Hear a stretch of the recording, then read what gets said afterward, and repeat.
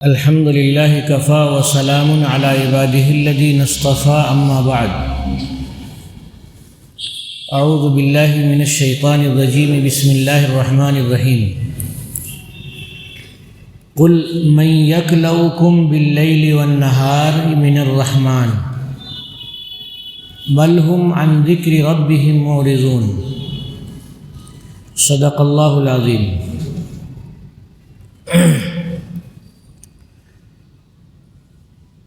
ابھی جو آیت آپ کے سامنے پڑھی گئی ہے، اس آیت کے سمجھنے کے لیے اللہ تعالیٰ کی رحمت عامہ کو اور رحمت خاصہ کو سمجھنا ہے، اور یہ بات میں نے کئی مرتبہ کہی ہے، آپ کو یاد بھی ہوگی۔ اللہ تعالیٰ کی رحمت دو طرح کی ہے۔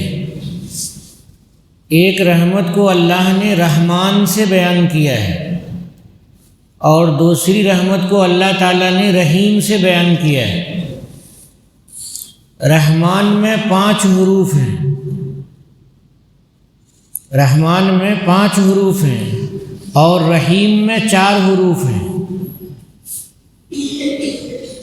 رحمان کو 5 حروف سے اللہ نے بیان کیا بتانے کے لیے کہ اس میں رحمت زیادہ ہے، اور رحیم کو اللہ تعالیٰ نے 4 حروف سے بیان فرمایا ہے۔ اس دنیا میں اللہ تعالیٰ کی رحمت عام ہے۔ مشرک، کافر، نافرمان کو بھی اللہ بہت آرام سکون سے رکھتے ہیں، اور بہت زیادہ انہیں نعمتیں دیے ہوئے ہیں، اور جو فرما بردار بندے ہیں ان کو بھی اللہ تعالیٰ نے نعمتیں دے رکھی ہیں، اور اللہ کی نعمت سے کوئی محروم نہیں ہے۔ کم اور زیادہ ہونا وہ اس لیے ہے کہ اس دنیا کو اللہ کو چلانا ہے۔ کیسے؟ اگر سب کو اللہ تعالیٰ برابر دیں گے دولت اور مال، تو مالک کون بنے گا اور نوکر کون بنے گا؟ یہ مشکل ہے۔ ہر ایک کو جب برابر دیے رہیں گے تو کوئی مالک نہیں بنے گا، کوئی نوکر نہیں بنے گا۔ وہ کہے گا میں تم سے کم ہوں کہ میں تمہاری فیکٹری میں کام کروں؟ وہ کہے گا کہ میں تم سے کم ہوں کہ تمہارے گھر کو بنانے کے لیے معماری کا کام کروں؟ میں تمہارے سے کم ہوں کہ تمہاری دکان پہ میں کھڑا رہوں؟ اس لیے اللہ تعالیٰ نے کسی کو کم دیا ہے اور کسی کو زیادہ دیا ہے، تاکہ انسان ایک دوسرے سے خدمت لے سکے اور خدمت دے سکے اور دنیا چل سکے۔ خرید و فروخت، لین دین، اس کے بغیر دنیا نہیں چل سکتی۔ اگر ہر آدمی کو اللہ تعالیٰ ہر نعمت دیے رہیں تو خریدے گا کون اور بیچے گا کون؟ اس لیے اللہ تعالیٰ نے نعمتوں کو بانٹ کر کے دیا۔ کسی کو دیا کہ تم سیمنٹ بناؤ، اور کسی کو دیا کہ تم اینٹ بناؤ، اور کسی کو دیا کہ تم ریت جمع کرو، اور کسی کو دیا کہ تم لکڑیاں جمع کرو، اور کسی کو دیا کہ تم پنکھے بناؤ، کسی کو دیا کہ تم اے سی بناؤ۔ یہ الگ الگ دے دیا اللہ تعالیٰ نے۔ اس کے بعد مکان بنانے والے کو کہا کہ تم جاؤ لکڑی والے کے پاس لکڑی خریدو، سیمنٹ والے کے پاس سیمنٹ خریدو، ریت والے کے پاس ریتا خریدو، اور لوہے والے کے پاس لوہا خریدو، اور اینٹ والے کے پاس اینٹ خریدو۔ غرض یہ کہ اللہ تعالیٰ نے اس طرح سے بنایا۔ پھر جس آدمی نے اینٹ کا بھٹا قائم کر رکھا ہے تو اس کو بھی زمین کس کی ہے جہاں پر اس کو اینٹ کا بھٹا لگانا ہے، تو زمین والوں کو پیسے دینے ہیں، اسے مزدوروں سے کام لینے ہیں کہ وہ اینٹ بنائیں اور اینٹ کو فرمے میں رکھ کر کے اور اینٹ جپیں، اور اس کے بعد پھر اس کو گرم کرنے کے لیے، اس کو پکانے کے لیے۔ تو ہر ایک کی ضرورت کو اللہ تعالیٰ نے ہر ایک سے جوڑ دیا ہے، اور ہر ایک کی ضرورت کو ہر ایک سے اللہ نے جوڑ دیا ہے، اور ہر ایک کو اللہ تعالیٰ نے خریدنے اور بیچنے اور ایک دوسرے سے کام لینے اور ایک دوسرے سے کام کرنے کا نظام بنایا ہے۔ یہ ہے دنیا۔ جنت میں اس کی کوئی ضرورت نہیں رہے گی۔ جنت میں ہر آدمی کو اللہ تعالیٰ ہر نعمت فل دیے رہیں گے۔ یہ کاروبار جو دنیا کا چلتا ہے خرید و فروخت والا، وہ نہیں ہوگا۔ خرید و فروخت کا شوق ہوگا آدمی کو، تاجر ہیں، ان کو دنیا میں خریدنے بیچنے میں مزہ آتا تھا، تو اس کے لیے اللہ تعالیٰ ایک مارکیٹ لگا دیں گے کہ جاؤ تم خریدنے بیچنے کا شوق پورا کرو۔ لیکن جنت میں ساری نعمتیں ہر ایک کو اللہ تعالیٰ دیں گے، کسی سے کسی کو لینے دینے کی ضرورت پیش نہیں آئے گی۔ لیکن اس دنیا میں ہر ایک کو ایک دوسرے سے لینے دینے کی ضرورت پیش آتی ہے۔ میں یوں کہہ رہا تھا کہ اس دنیا میں اللہ نے نعمتوں کو عام کر رکھا ہے، نعمت عامہ ہے اس دنیا میں اللہ تعالیٰ کی، مومن کو بھی ہے اور کافر کو بھی ہے، فرما بردار کو بھی ہے، نافرمان کو بھی ہے، بدمعاش کو بھی ہے، شریف کو بھی ہے، مرد کو ہے، عورت کو ہے، ہر ایک کو اللہ رب العالمین نے اپنی نعمتیں دے رکھی ہیں۔ یہ نعمت عامہ ہے۔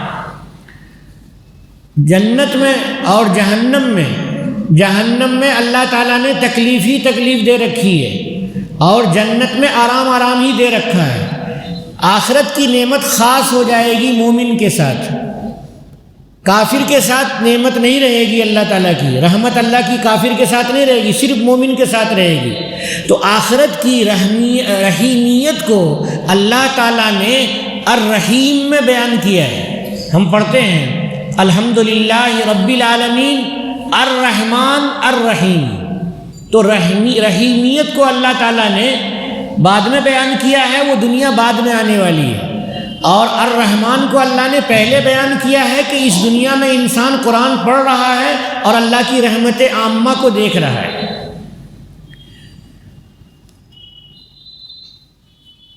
مشرکین کو بھی اور نافرمان کو بھی، کافر کو بھی اللہ نے نعمت دے رکھی ہے۔ سوال ہوگا کیوں دے رکھی ہے؟ وہ آزمانے کے لیے دے رکھی ہے کہ ہم تمہیں کھلا پلا رہے ہیں، کبھی تو شکر ادا کرو۔ ہم تمہیں نعمت دے رہے ہیں، کبھی تو مجھے مان لو، ہمارے اوپر ایمان لے آؤ، اور ہم تمہیں نعمت دے رہے ہیں، ہماری نعمت کو دیکھ کر کے ہمیں پہچان تو لو۔ اور دنیا کے آفاق میں اور انفس میں، یعنی انسانوں کی جانوں میں اور دنیا کے ارد گرد کو دیکھ کر کے پہچانو تو صحیح کہ کوئی ذات ہے جس نے اس دنیا کو بنایا ہے اور اتنی نعمتیں پھیلا رکھی ہیں۔ وہ آزمانے کے لیے۔ اب جو باتوفیق بندے ہیں وہ مان لے رہے ہیں، اور جو بے توفیق بندے ہیں وہ نہیں مان رہے ہیں۔ تو جو باتوفیق بندے ہیں، مانے ہوئے ہیں، اللہ تعالیٰ نے ان کو مکلف بنایا کہ تم ان کو بتاؤ جو اللہ کو نہیں مانتے ہیں کہ بھائی اللہ کو ماننا چاہیے، اللہ کو ماننا چاہیے، اللہ پر ایمان لانا چاہیے۔ یہ ہے تبلیغ، یعنی مسلمانوں پر غیر مسلموں کے پاس دین کو پہنچانا اللہ نے فرض قرار دیا ہے، ضروری قرار دیا ہے۔ یہ کہ مسلمان اپنے پاس ہی اپنے دین کو رکھے رہیں اور دوسروں کو نہ دے، ایسا نہیں ہے۔ یہ دین ہر ایک کے لیے ہے۔ حضرت نبی کریم صلی اللہ علیہ وسلم یوں چاہتے تھے کہ دنیا کا ہر فرد مسلمان ہو جائے، اس لیے ہمارا جذبہ بھی ایسا ہی ہونا چاہیے کہ ہم اپنا اسلام دوسرے تک پہنچائیں اور ہر آدمی دیندار ہو جائے، ہر آدمی اللہ کے عذاب سے بچنے والا ہو جائے۔ صحابہ کرام کی یہی روح حضور نے ڈالی تھی صحابہ کرام کے اندر، جذبہ ڈالا تھا، جس کی وجہ سے وہ نکل گئے اپنے گھروں سے، اور نکل کر کے ہمارے ہندوستان تک آ گئے وہ، اور انہوں نے اسلام کو پھیلایا، اور ان کی برکت سے ہمیں اسلام نصیب ہوا ہے، ان کی برکت سے اسلام نصیب ہوا ہے۔ تو ہمارا جذبہ بھی ایسا ہی ہونا چاہیے۔ تو اللہ تعالیٰ رحمان ہے اور اللہ تعالیٰ رحیم ہے۔ رحمان ہے اس لیے ہماری حفاظت ہو رہی ہے، اور مشرکین کی اور نافرمان کی بھی حفاظت ہو رہی ہے۔ اللہ تعالیٰ فرما رہے ہیں کہ اے محمد صلی اللہ علیہ وسلم، آپ کہیے من یکلؤکم باللیل والنہار من الرحمن، بڑے بے حد رحم والے کے عذاب سے، بے حد رحم والے اللہ رب العالمین ہے، بے حد رحم والے اللہ کے عذاب سے تمہاری حفاظت کون کر رہا ہے؟ یکلو کے معنی حفاظت کرنا، تمہاری حفاظت کون کر رہا ہے رات میں اور دن میں؟ ابن عاشور رحمۃ اللہ علیہ بڑے مفسر ہیں، انہوں نے فرمایا کہ لیل کو مقدم کیا ہے اور نہار کو مؤخر کیا ہے، رات پہلے بتائی اور دن بعد میں بتایا۔ کیوں؟ کہ پریشانی، بھیانک مناظر رات میں زیادہ پیش آتے ہیں، رات زیادہ خطرناک ہوتی ہے، تاریکی ہوتی ہے کہ کہاں آدمی چلے گا اور کہاں گڈھے میں گر جائے گا اور کہاں کیا ہو جائے گا، کوئی ٹھکانہ نہیں رہتا۔ تو اس لیے رات کو بھیانک ہونے کی وجہ سے پہلے بیان کیا ہے، اور اس کے بعد دن کو بیان کیا ہے، اس لیے بیان کیا ہے کہ رات اور دن جب دونوں ایک ساتھ بولا جاتا ہے، ابن عاشور رحمۃ اللہ علیہ کہتے ہیں کہ اس سے استیعاب زمانہ مراد لیتے ہیں، پورا زمانہ، استیعاب کے معنی گھیر لینا، پورا زمانہ مراد لیتے ہیں، یعنی تمہاری پوری زندگی میں تمہاری حفاظت کون کرتا ہے؟ اے انسان، تمہاری پوری زندگی میں تمہاری حفاظت کون کرتا ہے؟ رحمان ہے اللہ تعالیٰ، لیکن اللہ کے پاس عذاب بھی ہے، اللہ عذاب دینے والے بھی ہیں، سزا دینے والے بھی ہیں، اللہ قہار ہیں، غالب ہیں، اور اللہ رب العالمین کی طاقت ایسی ہے کہ ابھی آرام میں رکھے ہوئے ہیں، پھر تکلیف میں بھی ڈال سکتے ہیں، اللہ کے پاس طاقت ہے۔ تو بتاؤ کہ اللہ رب العالمین جو رحمان ذات ہیں، وہ اگر عذاب دینا چاہیں تو ان کے عذاب سے تمہاری حفاظت کون کرے گا؟ رات میں کون حفاظت کرے گا تمہاری؟ اور دن میں کون حفاظت کرے گا تمہاری؟ اور پوری زندگی تمہاری حفاظت کون کرے گا؟ یہ اللہ کو پہچاننے کے لیے اللہ تعالیٰ نے سوال کیا ہے حضور علیہ الصلاۃ والسلام سے۔ اللہ تعالیٰ نے کہا کہ آپ امت سے پوچھیے، یعنی جن کو دعوت دے رہے ہیں، امت دعوت، ہم مسلمان ہیں، یہ امت اجابت ہیں، اور مشرکین اور کفار یہ امت دعوت ہیں۔ تو اللہ تعالیٰ نے پوچھا، اللہ تعالیٰ نے رسول اللہ صلی اللہ علیہ وسلم کو یہ بتایا کہ آپ امت دعوت کو پوچھیں کہ کون تمہاری حفاظت کر رہا ہے پریشانیوں سے اور عذاب سے اور تکلیفوں سے، رات میں بھی اور دن میں بھی اور پوری زندگی کون حفاظت کر رہا ہے؟ جواب یہ آئے گا کہ اللہ تعالیٰ حفاظت کر رہے ہیں، اور اللہ کی رحمانیت حفاظت کر رہی ہے۔ لفظ رحمان سے اشارہ ہے کہ اللہ حفاظت کر رہے ہیں، اللہ کے علاوہ کوئی حفاظت کرنے والا نہیں ہے۔ اگر اللہ کا عذاب آ جائے تو کوئی ٹال نہیں سکتا ہے، تو اللہ کو ماننا چاہیے۔ آگے قرآن کہہ رہا ہے کہ نہیں، یہ مانیں گے نہیں، بل ہم عن ذکر ربہم معرضون، بلکہ یہ لوگ اپنے پروردگار کی نصیحت سے منہ پھیرنے والے ہیں۔ یعنی اللہ سمجھا رہے ہیں، اللہ کے نبی صلی اللہ علیہ وسلم سوال کر رہے ہیں، قرآن پاک کے ذریعے ان سے پوچھا جا رہا ہے، تو ان کو ماننا چاہیے، غور کرنا چاہیے، اقرار کرنا چاہیے کہ جو اچھی بات ہو تو اس کا اقرار ہو جانا چاہیے۔ لیکن یہ لوگ اقرار نہیں کریں گے، اللہ کہہ رہے ہیں کہ نہیں اقرار کریں گے۔ کیوں نہیں؟ شرارت بہت زیادہ ہو گئی ہے ان کا دماغ زیادہ خراب ہو گیا ہے۔ بل ہم عن ذکر ربہم معرضون، بلکہ وہ لوگ اپنے پروردگار کی نصیحت سے منہ پھیرنے والے ہیں۔ اب آگے اللہ تعالیٰ کہہ رہے ہیں کہ ام لہم آلہۃ تمنعہم من دوننا لا یستطیعون نصر انفسہم ولا ہم منا یصحبون،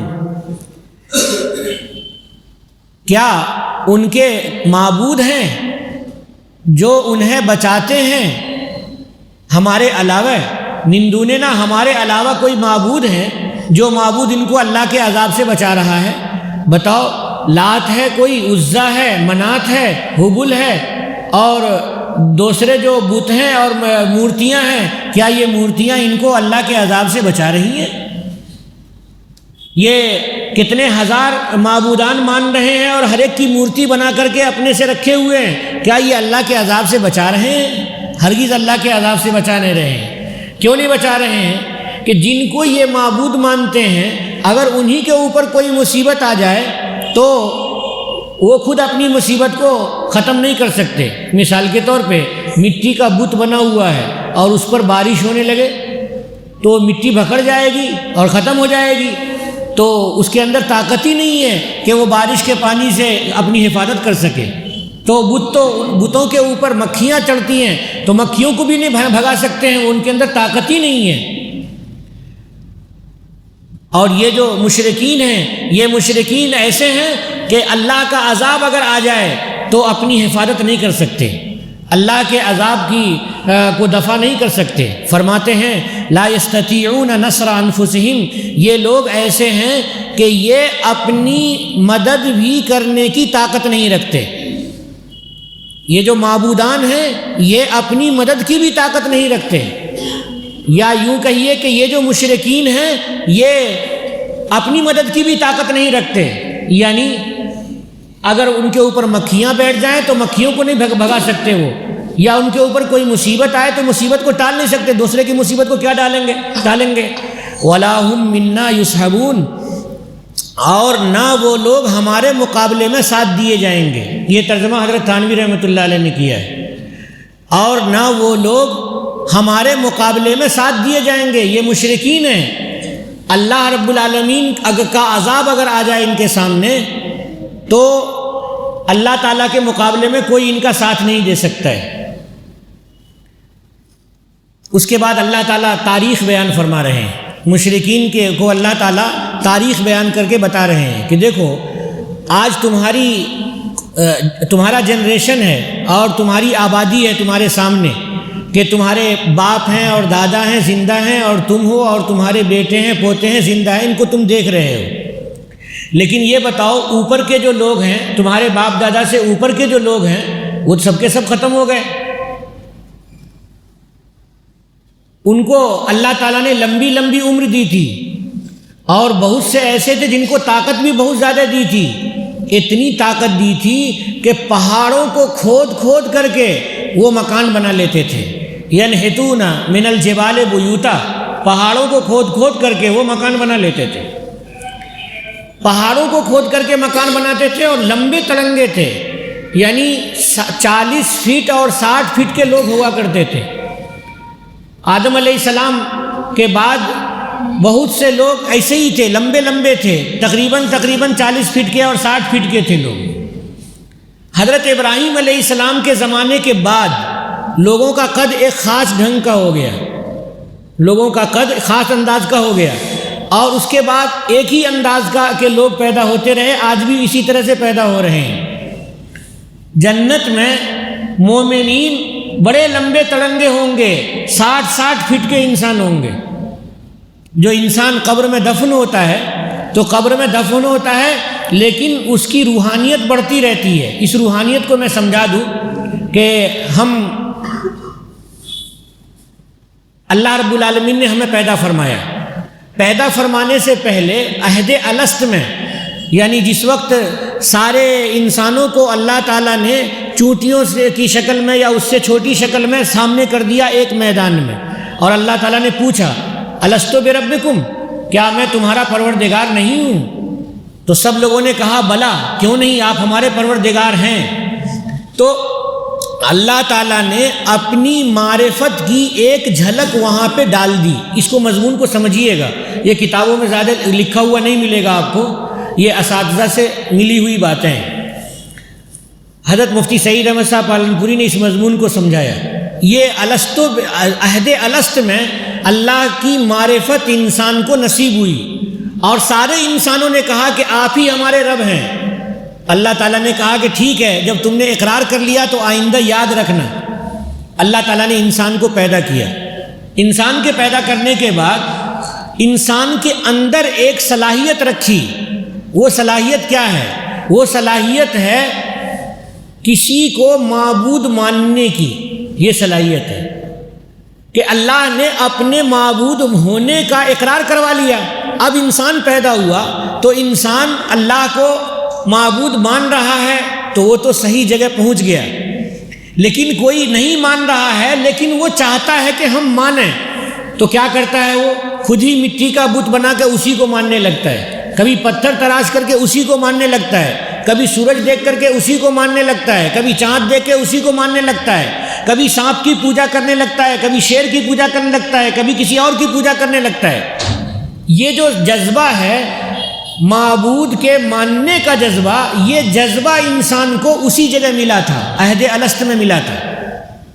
تو لوگ جو ایمان لائے ہیں یہ تو صحیح راستے پر ہیں، اور جو دوسرے لوگ ہیں وہ بھٹک گئے ہیں۔ تو جو ایمان لائے ہیں انہوں نے گویا کہ اس عہد الست کو مان لیا. جب مان لیا اور عبادت کرنا شروع کیا، عبادت کرتے کرتے اللہ تعالیٰ کی معرفت اور یقین ایمان کا اور جمنے لگا. جمتے جمتے انسان اللہ کا ولی ہو گیا اور اس کا انتقال ہو گیا. جو انتقال ہوا تو کلمہ پر انتقال ہوا.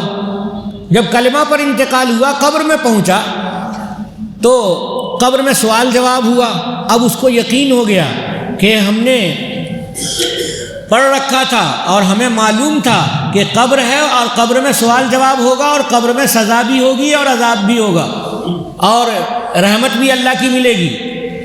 جب قبر میں سوال جواب ہوا اس کی معرفت بڑھی، اور جب حضور کا سامنا ہوا، چہرہ دکھایا گیا تو اور معرفت بڑھی اس کی، اور جب جنت کی کھڑکی کھول دی گئی تو اور بھی اس کی معرفت بڑھی. حضرت شاہ ولی اللہ صاحب رحمۃ اللہ علیہ نے لکھا ہے کہ مرنے کے بعد قبر میں بھی انسان کی معرفت بڑھتی رہتی ہے. معرفت کے معنی اللہ کی پہچان، اللہ کی پہچان بڑھتی رہتی ہے. اور جب تک انسان قبر میں ہے معرفت خداوندی بڑھ رہی ہے اس کی، یعنی مسلمان جب تک قبر میں ہے اس کی معرفت بڑھ رہی ہے. اب یہ معرفت بڑھ رہی ہے یہاں تک کہ حضرت اسرافیل نے سور پھونکا اور سارے لوگ قبر سے اٹھ کر کے اور میدان محشر کی طرف چلے تو پھر یقین ہو گیا کہ ہو قبر سے نکلنے پر ہمارا ایمان تھا. بعث بعد الموت، مرنے کے بعد دوبارہ زندہ ہونے پر ہمارا ایمان تھا، ہمارا ایمان تھا، اس لیے ہم اٹھے ہیں اور ہم جا رہے ہیں میدان محشر کی طرف. ایمان بڑھتا گیا، اس کی معرفت بڑھتی گئی. میدان محشر لگ گیا. بتایا میں نے 120 صفیں ہوں گی میدان محشر میں، 40 صف 80 صف محمد رسول اللہ صلی اللہ علیہ وسلم کی امت کی ہوگی، اور جو 40 صفوں میں سارے انبیاء کی امت ہوگی. تو وہاں پر سارے لوگ انتظار میں ہوں گے کہ حساب کتاب ہوگا. اب معرفت اور بڑھی کہ قیامت میں حساب کتاب ہونے والا ہے. ہم نے قرآن میں پڑھ رکھا تھا اور ہم نے سن رکھا تھا، ہمارا ایمان تھا. اب معرفت اس کی اور بڑھی. جب حساب کتاب ہوا اور نام اعمال داہنے ہاتھ میں مل گیا، کودنے لگا وہ خوشی سے. اب معرفت اور بڑھی کہ ارے میں کامیاب ہو گیا. بڑا خطرہ لگا ہوا تھا، نام اعمال ملنے سے پہلے بڑا خطرہ لگا ہوا تھا کہ کیا ہوگا نہیں ہوگا، پاس ہوں گے فیل ہوں گے، کچھ پتہ نہیں. اب دائنے ہاتھ میں مل گیا، اب وہ بہت خوش ہو رہا ہے. معرفت اور بڑھی. اب اوور برج اللہ تعالیٰ نے بنایا ملک شام میں، اسی زمین پر حساب کتاب ہوگا اور اللہ تعالیٰ وہاں سے ایک اوور برج سامنے کر دیں گے، پل صراط، جس کو پل صراط بولتے ہیں. پل کے معنی پل اور صراط کے معنی راستہ. ایک اللہ تعالیٰ راستہ بنائیں گے، اوور برج بنائیں گے، اس پر سے گزر کر کے بندہ جنت میں پہنچے گا. یہ جو پل صراط ہے، اوور برج ہے اس دنیا سے جنت تک جانے کے لیے. اس اوور برج کو، پل صراط کو عام طور سے علماء کھول کر کے نہیں سمجھاتے ہیں یا ان کو پتہ نہیں ہے، جیسا میں سمجھتا ہوں. عقیدے کی کتاب شیخ عبدالحق حقانی رحمۃ اللہ علیہ کی ہے، عقائد الاسلام، حضرت شیخ عبدالحق حقانی رحمۃ اللہ علیہ کی. انہوں نے لکھا ہے کہ پل صراط مسلمانوں کے لیے بڑا کشادہ راستہ ہے، بڑا کشادہ راستہ ہے، بہت چوڑا راستہ ہے. اس میں لوگ بعض بہت تیز سواری سے جا کر کے پہنچ جائیں گے، بعض دھیرے دھیرے چلیں گے، بعض اس سے آہستہ چلیں گے، بعض اس سے آہستہ چلیں گے. تو مومنین کے لیے پل صراط یہ کشادہ راستہ ہے، ہائی وے ہے، بہت کشادہ راستہ ہے. اور مشرک کے لیے اور کافر کے لیے یہ بڑا خطرناک راستہ ہے، نہایت خطرناک راستہ ہے. اس پہ چلنا مشکل ہے. چلے گا تو نیچے سے فرشتے آنکڑے سے، لوہے کے آنکڑے سے یوں پکڑ کے کھینچ لیں گے اور جہنم میں گر جائے گا. وہ جہنم کے اوپر سے اوور برج ہوگا، وہ جہنم میں گر جائے گا. تو جو کافر ہوگا، مشرک ہوگا، اللہ کا نافرمان ہوگا، اس کے لیے یہ پل صراط بڑا مشکل راستہ ہے، جس کو کہتے ہیں بال سے باریک اور تلوار سے تیز اور نہایت مشکل. یہ کافر کے لیے، یہ مشرک کے لیے، نافرمان کے لیے. مسلمان کے لیے پل صراط ایسا راستہ نہیں ہے۔ تو جو پل صراط ہے یہ ہائی وے ہے، نہایت کشادہ راستہ ہے، اوور برج ہے، اللہ نے بنا رکھا ہے۔ اس اوور برج پہ انسان چڑھے گا تو اس کو یقین ہو جائے گا کہ ہم نے پڑھ رکھا تھا کہ ہمیں پل صراط پہ چڑھنا ہے، تو اللہ کی معرفت اور بڑھے گی اس کی۔ اور جب جنت میں پہنچ جائے گا تو اور اس کی معرفت بڑھے گی، یہ نعمت دیکھے گا، وہ نعمت دیکھے گا، اور خدمت کرنے والے بچے ہوں گے، بیویاں ہوں گی، ہر ایک کو دیکھ کے اس کا بہت خوش ہوگا اور یقین بڑھے گا۔ اپنے گھر کے لوگ ملیں گے، بہت خوش ہوگا وہ جنت میں جا کر کے۔ اب اس کی معرفت اور بڑھی، یقین اور بڑھ گیا کہ اللہ تعالیٰ نے جنت دے دی، جس جنت کو بار بار قرآن میں پڑھتے تھے اور سنتے تھے اور نعمتوں کو سنتے تھے، اب ہمارے مزے ہیں، اب ہم کامیاب ہو گئے۔ اس کے بعد اللہ تعالیٰ پوچھیں گے کہ کیا ساری نعمتیں مل گئیں؟ انسان کہے گا کہ ہاں ساری نعمتیں مل گئیں، اور بھی کچھ چاہیے؟ کہ اللہ کیا چاہیے؟ اب دماغ ہی کام نہیں کر رہا ہے، ساری نعمت مل گئی ہے۔ تو اللہ تعالیٰ اپنا دیدار کرائیں گے، دیدار الہی۔ جب اللہ کو بندہ اپنی آنکھ سے دیکھ لے گا تو معرفت مکمل ہو جائے گی۔ جب اللہ تعالیٰ کو بندہ اپنی آنکھ سے دیکھ لے گا تو معرفت مکمل ہو جائے گی۔ تو معرفت شروع ہوئی تھی کہاں سے؟ عہد الست سے، جس وقت اللہ نے پوچھا تھا الستو بربکم، وہاں سے معرفت شروع ہوئی تھی، اور وہ معرفت ایمان کی بڑھتی رہی۔ اللہ کے نیک بندوں کی معرفت اس دنیا ہی میں بہت زیادہ ہو جاتی ہے، اور جو اللہ کے جو ولی نہیں ہیں لیکن ایمان والے ہیں تو ان کی معرفت کم رہتی ہے، لیکن بہرحال بڑھتی رہتی ہے، ایمان بڑھتا ہی رہتا ہے۔ بڑھتے بڑھتے معرفت قبر میں اور بڑھی، اور قبر کے بعد بڑھی، پھر پل صراط پہ، پھر میدان محشر میں بڑھی، پھر پل صراط میں بڑھی، پھر جنت میں بڑھی، اور دیدار خداوندی پر معرفت مکمل ہو گئی۔ تو انسان کو اللہ تعالیٰ نے جو اپنی معرفت عطا فرمائی ہے، یہ معرفت بڑھتی رہتی ہے، بڑھتی رہتی ہے۔ معرفت بھی بڑھتی رہے گی اور انسان کا جسم بھی بڑھتا رہے گا، یعنی قبر کے میں اٹھنے کے بعد انسان کا جسم جیسے معمولی ہوتا ویسا نہیں ہوگا، وہ بڑے بڑے ہوں گے، اور جنت میں 60 فٹ کے ہوں گے انسان، جیسے آدم علیہ السلام تھے اور آدم علیہ السلام کے بعد کے انسان تھے، ویسے جسم و جسامت کے لوگ ہوں گے۔ تو میں یوں سمجھانا چاہ رہا تھا کہ ان کے آباء و اجداد بڑے جسم و جسامت والے تھے، طاقت والے تھے، پہاڑوں کو کھود کر کے مکان بنا لیتے تھے، لیکن ان میں سے بہت سے ایسے تھے جنہوں نے اللہ کو نہیں مانا تو اللہ کا عذاب آ گیا۔ تو ان اہل مکہ کو بھی سمجھنا چاہیے کہ یہ اگر نہیں مانیں گے تو اللہ کا عذاب ان کے اوپر بھی آ سکتا ہے۔ مکہ میں نہیں آئے گا کہ مکہ کو تو اللہ بچا کے رکھنا ہے، اللہ تعالیٰ کو مکہ سے باہر نکال کر کے عذاب آئے گا ان کے اوپر۔ تو اللہ